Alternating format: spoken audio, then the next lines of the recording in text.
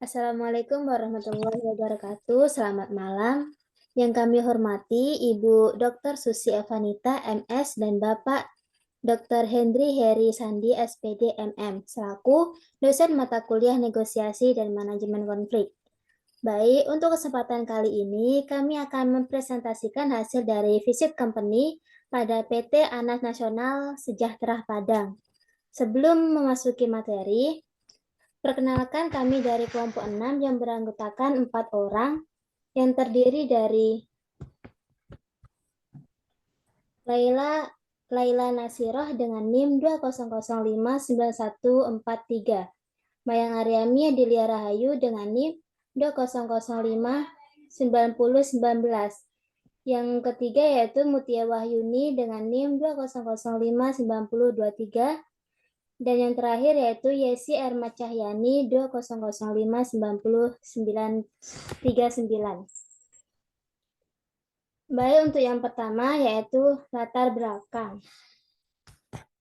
Setiap perusahaan merupakan organisasi yang bertujuan untuk memaksimalkan laba. Perusahaan memiliki strategi-strategi sendiri, serta bukan sekedar memaksimalkan laba, tapi menggunakan sumber daya dengan efektif dan efisien. Strategi perusahaan itu sendiri dapat mempengaruhi bagaimana suatu perusahaan melakukan negosiasi dan juga menganalisis manajemen konflik yang terjadi di perusahaan tersebut. Untuk mengetahui suatu negosiasi dan manajemen konflik yang dilakukan oleh perusahaan, kami melakukan visit company guna mengetahui bagaimana strategi perusahaan jikalau sedang terjadi masalah tersebut. Yang berikutnya yaitu rumusan masalah. Sesuai dengan judul observasi di atas, kami berfokus pada bagaimana perusahaan melakukan organisasi dan cara mengatasi konflik yang terjadi antara perusahaan dan penumpang di PT ANS. Adapun rumusan masalah yang ada akan dibahas sesuai dengan latar belakang masalah di atas yang dapat dirumuskan sebagai observasi, yaitu negosiasi dan manajemen konflik dalam perusahaan. Baik, untuk penjelasan yang selanjutnya akan dijelaskan oleh teman saya yaitu Mutia Wahyuni. Kepada Mutia dipersilahkan.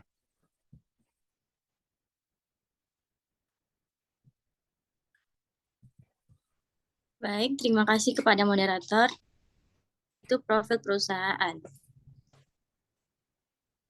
PT ANS sudah ada sejak tahun 1962, di mana perusahaan ini dibesarkan oleh putra asal daerah Balingka Agam, yaitu Haji Anas. Haji Anas merupakan anak bungsu dari dua bersaudara yang berasal dari latar belakang keluarga dengan ekonomi berpas-pasan. Awal mula terbentuknya PT ANS ini sendiri adalah bermula dengan Anas yang dulunya seorang penjual rokok, di mana dia meraih hasil penjualan yang tinggi. Keuntungan yang ia peroleh yaitu kemudian digunakan untuk membeli sebuah truk. Truk itu kemudian ia manfaatkan sebagai alat penyokong distribusi rokok yang dia jual. Pada tahun 1962, Anas memutuskan untuk membuat perusahaan bernama Panca Bakti, salah satu perusahaan awal yang menyediakan jasa transportasi shuttle bus Padang Bukit Tinggi. Beranjak pada tahun 1972, Anas kemudian mulai membuat inovasi pada perusahaannya, yaitu membuat jasa transportasi antar kota dan antar provinsi dengan menggunakan big bus. Bus yang digunakan lebih besar daripada shuttle bus. Setelah perusahaannya berkembang hingga mencapai titik puncak, Anas mengganti nama menjadi perusahaan ANS, yaitu singkatan dari nama Aman, Nyaman, Selamat Sampai Tujuan. ANS terus berkembang hingga membuka rute Jakarta-Surabaya, Jakarta-Medan, bahkan Aceh-Bali. Dengan demikian, ANS sempat dinobatkan sebagai perusahaan transportasi bus terbesar di Sumatera. Pada tahun 2015, ANS resmi menjadi PT ANS, Anas Nasional Sejahtera. Di dalam masa operasi PT ANS, perusahaan ini memiliki sebuah kantor tempat melayani seluruh administrasi terkait perusahaan dan juga sebuah tempat pangkalan parkir seluruh bus yang akan dioperasikan. Terima kasih kepada pemateri. Yang selanjutnya akan dijelaskan oleh teman saya, yaitu Laila Nasiro. Kepada Laila, dipersilakan.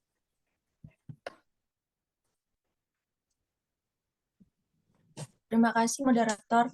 Baiklah, saya akan membacakan hasil dari wawancara kami. Yang pertama, negosiasi apa saja yang pernah dilakukan oleh perusahaan ini pada harga tiket dan para penumpang? Jawaban, negosiasi yang dilakukan oleh perusahaan pada harga tiket, kita masih menjual harga tiket di bulan November, Desember awal dengan harga normal. Akan tetapi jika sudah masuk tanggal 10 Desember ke atas, harga tiket akan naik. Yang kedua, faktor apa saja yang membuat harga tiket naik? Jawabnya, faktornya yaitu kami mengikuti tahun baru, soalnya kami masih menjual harga tiket di bulan Desember tanggal 9 ke bawah dengan harga normal. Tapi kalau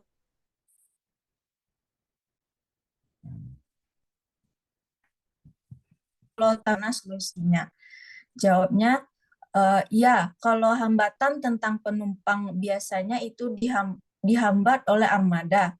Kalau biasanya hambatan tentang bus, mungkin dikarenakan bus pasti mengalami kerusakan. Jadi otomatis kita menservis terlebih dahulu. Bisa terhambat karena di jam keberangkatannya jam 9.30. Bisa berangkat jam 11, diundur sedikit, dan jam 12 paling lambat. Yang keempat, jadi yang membuat keterlambatan keberangkatan itu bukan dari sopirnya. Jawab, bukan. Itu dari armada. Dan masalah bus yang jadi kerusakan. Kalau penyebabnya dari supir itu tidak ada. Yang kelima, langkah-langkah menghindari kerugian itu bagaimana caranya? Jawab, namanya kerugian kita tidak ada. Tapi kalau kerugian dari perusahaan itu otomatis ada. Yang keenam, apabila terjadi musibah atau kecelakaan, itu bagaimana perusahaan menanggapinya? Jawabnya, ya kalau namanya musibah itu di jalan ada pertanggungjawaban dari rumah makan. Jadi kalau dari perusahaan sendiri itu kita membantu 50% dan 50% lagi dari rumah makan. Jadi nanti ada sistem tertentu yang akan membantu administrasi jika terjadi kecelakaan. Yang ketujuh, apakah PT ANS pernah mengalami konflik dengan penumpang? Jawabnya, selama PT ANS berdiri, perusahaan ini belum pernah mengalami sebuah konflik berat. Tapi ada beberapa konflik kecil yang biasa terjadi dengan penumpang, seperti adanya perebutan kursi antara penumpang. Yang kedelapan, solusi apa yang diberikan jika konflik tersebut terjadi? Jawabnya, jika terjadi hal tersebut, maka dari pihak ANS akan bernegosiasi dengan penumpang terkait dengan memberikan dua solusi, yaitu memundurkan tanggal keberangkatan penumpang, atau jika penumpang tidak bersedia jadwal keberangkatannya diundur, maka pihak ANS akan mengembalikan uang mereka 100%. Kesembilan, bagaimana proses negosiasi PT ANS dengan pihak tersebut? Jawabnya, PT ANS ini bekerja sama dengan Dinas Perhubungan agar dapat mewujudkan keselamatan, kelancaran, ketertiban, serta kenyamanan lalu lintas angkutan darat. Dinas Perhubungan akan melakukan pengecekan surat KIR mobil selama 6 bulan sekali. Surat KIR adalah surat kelayakan kendaraan. Lalu yang ke-10, bagaimana jika kerjasama yang dilakukan tidak sesuai dengan kesepakatan? Jawabnya, selama kerjasama berlangsung, hanya ada satu pelanggan yang terjadi, yaitu pada saat pengecekan KIR, ternyata surat KIR mobil sudah kadaluarsa.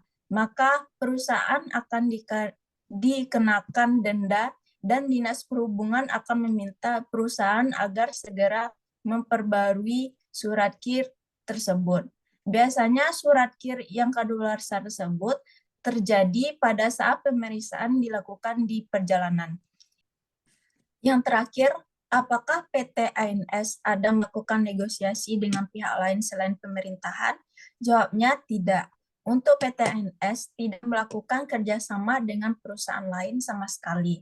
Seperti contoh, servis mereka memilih untuk memiliki teknisi sendiri, di mana nantinya perusahaan akan membiayai biaya pendidikan mereka sampai lulus untuk bisa menjadi teknisi yang handal.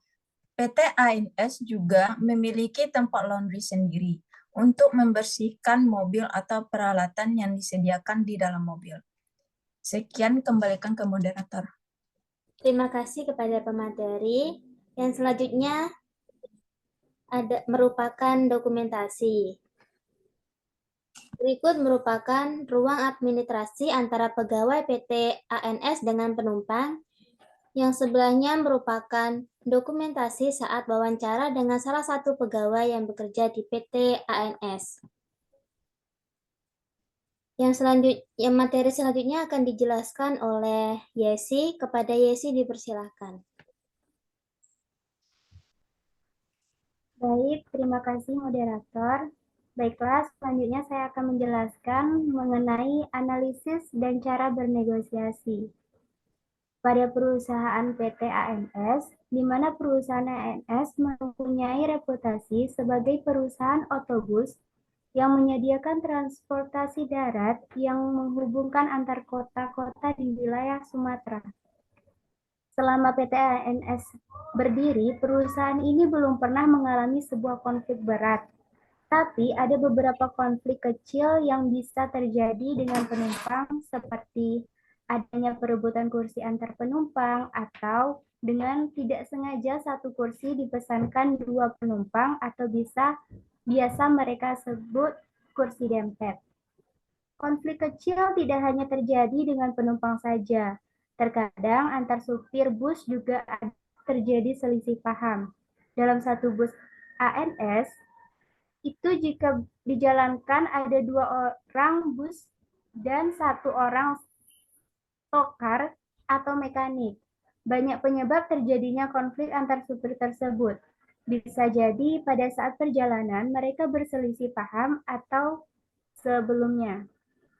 Jika terjadi hal tersebut, maka dari pihak ANS akan bernegosiasi dengan penumpang terkait dengan memberikan 2 solusi, yaitu memundurkan tanggal keberangkatan penumpang, atau jika penumpang tidak bersedia, jadwal keberangkatannya diundur, maka pihak ANS akan mengembalikan uang mereka 100%. Jika konflik yang terjadi antar supir tersebut terlalu larut, maka perusahaan akan menindaklanjuti dengan mengadakan sebuah pertemuan antar yang berkonflik untuk mencari jalan tengah. Jika salah satu pihak tidak mau berdamai atau masalah terjadi semakin besar, maka perusahaan akan mengambil tindakan dengan memberhentikan pihak yang bersangkutan. Selanjutnya, kesimpulan. Untuk kesimpulan ini, PT ANS Nasional Sejahtera atau yang disingkat dengan ANS merupakan sebuah perusahaan jasa transportasi angkutan penumpang darat yang berasal dari Sumatera Barat. Proses negosiasi PT ANS melalui konflik yang terjadi dan solusi yang sudah diberikan demikian rupa sehingga berjalan dengan sukses untuk menanggapi kepercayaan penumpang sepenuhnya. PT ANS dalam mendapatkan kepercayaan penumpangnya, yaitu dalam memberikan solusi terbaik atas konflik yang sedang dialami dengan cara bernegosiasi atau mencari jalan tengah agar konflik segera teratasi. PT ANS juga memberikan pelayanan transportasi yang aman dan nyaman untuk penumpangnya, agar mereka terus memilih perusahaan ini untuk transportasi perjalanan mereka, dan terus melakukan hubungan baik serta loyalitas kepada penumpangnya.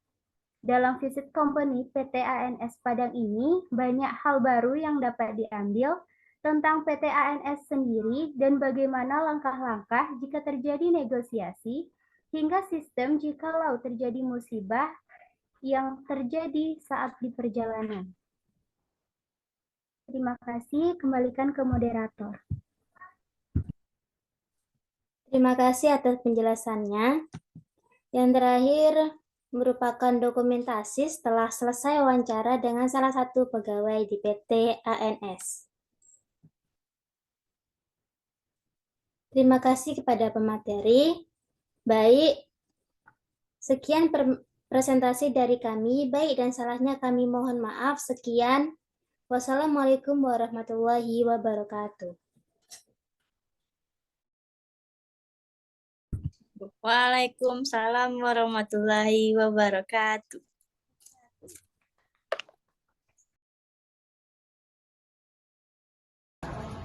Yang ke Jakarta 5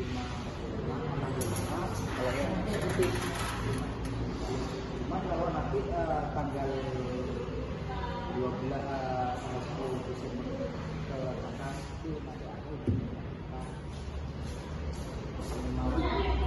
yang lain yang kalau positif 5. Faktor apa aja yang bikin menaikkan harga? Kalau faktornya kita mengikuti standar. Karena kalau kita masih di dari tanggal 9 bawah masih ada. Tapi kalau tanggal 10 ke atas kita ada. Hambatan dan tantangan apa aja yang terjadi ketika perusahaan melakukan negosiasi dan bagaimana solusinya? Iya, kalau nambah dapat kalau memang cepat kebiasaannya itu dijalankan oleh armada. Kalau biasanya yang namanya negosiasi pas mereka jadi otomatis kita lebih dahulu bisa terdapat karena di jam keberangkatannya jam 9.30 pada jam 8 begitu. Jam 9.30 sampai